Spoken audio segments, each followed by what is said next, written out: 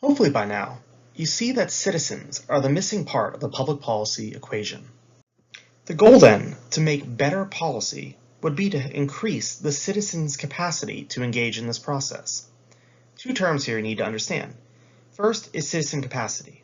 What is this? It's the ability of average citizens to participate in the policy-making process. That is, their level of interest and knowledge and their ability to understand issues and play an active role. Thus, engagement is their citizens' attention and participation in the policy-making process. As such, 4 models have been proposed to try to increase citizen involvement in the policy-making process. The first is the public commentary model. Basically, it's like the question box.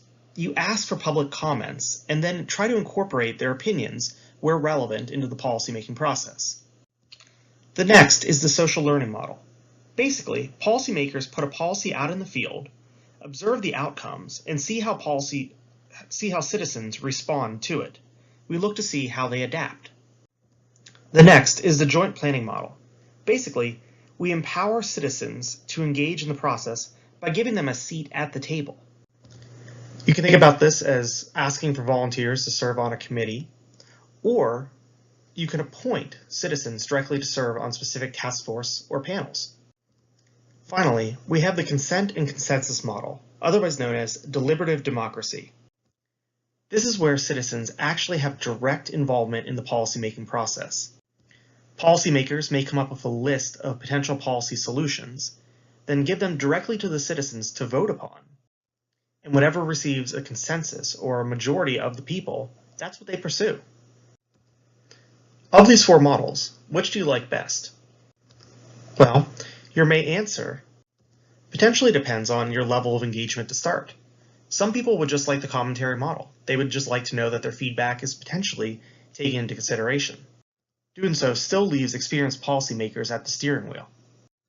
Some people like the social learning model, as it provides a hands-off approach for policymakers and citizens, though it does make citizens a bit of a guinea pig in this process.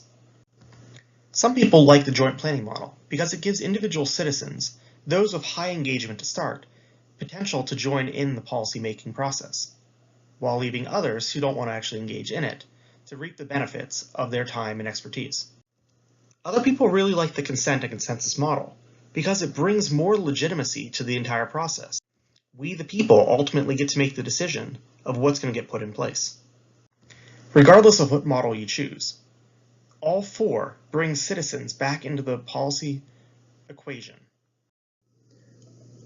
One thing that's increasing the role of citizens in the policymaking process is the increasing role of technology.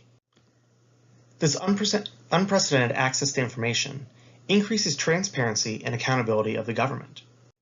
In doing so, governments can also inexpensively share information back with its citizens, and the time to do both of these is drastically reduced. Further, the breadth of people you can actually reach is drastically increased as well too. Social media and technology in general have allowed citizens to connect easier with one another, therefore increasing their engagement and their capacity to engage in the policymaking process. Because remember, it's all about identifying problems, and the more citizens can talk, they can see the scope and magnitude and where these problems exist. With this increase in technology, we've also seen an increase in the rise of e-government, basically putting government services online for access by the citizenry. The United States, however, is lagging behind other countries of the world which have mandated digital interaction in their countries. Take Denmark, for example. In 2013, they mandated that 89 different service areas by their government must be made digital. Thus, in response, 80% of all transactions with the government thus became digitally performed. This saved roughly £200 million per year in savings. American citizens, however, are highly receptive to the idea of e-government. Thus, when we survey Americans about what services they would like to see the government provide electronically, most of which come out as renewals. License renewals, voter registration,